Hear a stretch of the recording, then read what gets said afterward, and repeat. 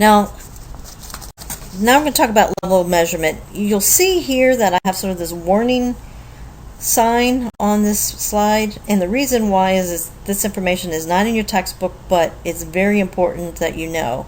And actually, I'm not sure why the textbook left this information out. Level of measurement is also very important because depending on the type of measurement that you have depends on the type of statistic that you will use to analyze that data. So let's look at several forms of, or several levels of measurement. One is called equal interval measurement.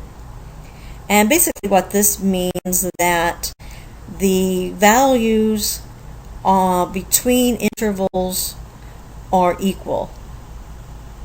Now, let me sort of explain. First, I'll explain by actually looking at the two types of equal interval level data. An interval level of data, this is where the measure or the scale, the units of measurement or the intervals between the numbers are all equal in size, but there is no absolute zero. So what we mean by no absolute zero would be something that cannot not exist, if that makes any sense at all. But for example, intelligence. There is no intelligence. As long as a person is alive, they're going to have some level of intelligence. Temperature. There is no absence of temperature. Temperature always exists, and even 0 degrees, of course, there is a temperature associated with that. So those would be examples of interval data. Ratio data is very similar in terms of if there's equal measurements like you see on a ruler, but there is no absolute zero, or there is absolute zero that does indicate an absence of the variable being measured. Now, your book gives examples of like height and weight. Some other examples I think that may be easier to understand would be the cost of a book. I just bought an iPad, so I've been enjoying downloading free ebooks. So, with being free, that means there is an absence of cost. Some other examples, number of sales calls that a salesman may make, the distance that you must drive or walk to get to Belmont Abbey College or get to this classroom. Okay, that is ratio data, where there is an absolute zero. Now, for this course, the type of statistics that we're going to be using, we can actually combine these two. We'll be using the same type of statistics on interval and on ratio data. So for the rest of the semester, you're going to, for the most part, hear me combine these two and talk about interval ratio data because we are able to, in this class, treat that information basically the same. Another level of measurement is rank ordered or ordinal data. And with rank ordered, is basically it. It's when you put things into, you rank things.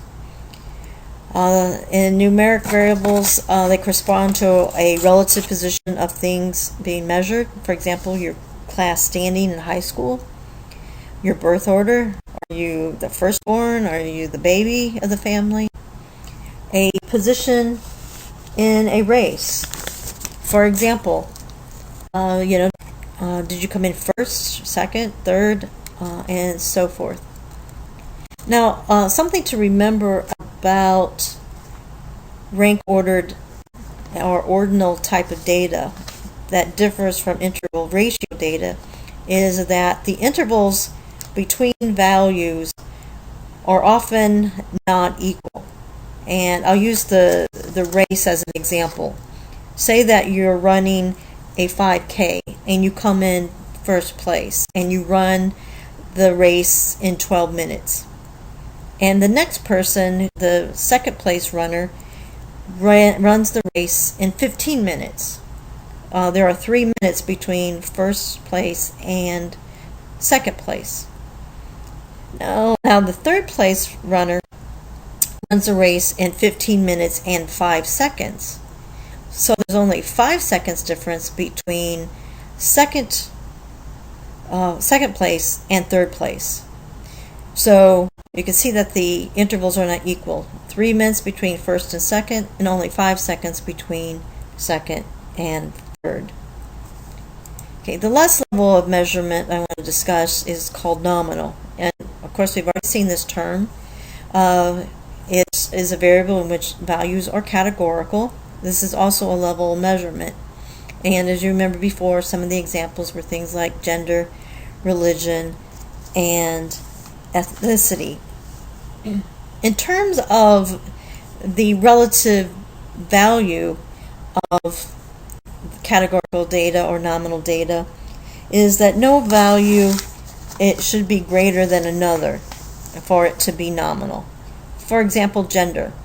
A male and female, there should be no monetarily or any significant difference in terms of the meaning of being male and female. Another example, color of cars. There's no value difference between having a blue car and a red car. They're just categories, or they're just names. Okay, we're going to take a little time here and let's see how you're doing. What I'm going to do is I'm going to give you some examples, and I'll give you a chance to think about these, and then I'm going to give you the answers, so give you an opportunity to see how well you do. So the first example, you are conducting a study to evaluate how happy people are in their job. For the study, you ask people to indicate their job title. So first question, what is your variable of interest? Okay, you should have said job title. Okay, is your variable numeric or nominal?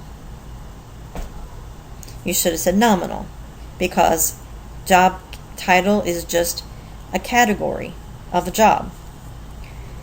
What level of measurement are you using? Okay, you should have said nominal, since it is not a nominal variable. Okay, second example. You are conducting a study to evaluate how happy people are in their job.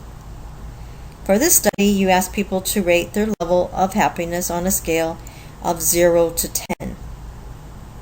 What is your variable of interest? Okay, should be job happiness. Is your variable numeric or nominal?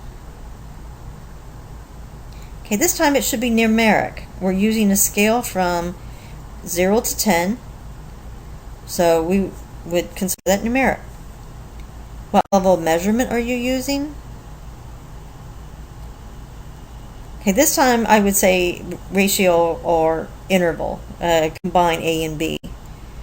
And that's because we would assume that the values or the intervals between 0 and 1 and 1 and 2 and so forth would be equal. Okay, our third example. Again, you're conducting a study to evaluate how happy people are in their job. This time, you ask people to rate their level of happiness as very happy, happy, unhappy, or very unhappy. Okay, what is your variable of interest? Again, it should be job happiness. Is your variable numeric or nominal? It is nominal because you can see we're using words, very happy, happy, unhappy, very unhappy. And what is your level of measurement? Now be careful with this one. Sort of think about what those values are. See, I would consider this rank ordered.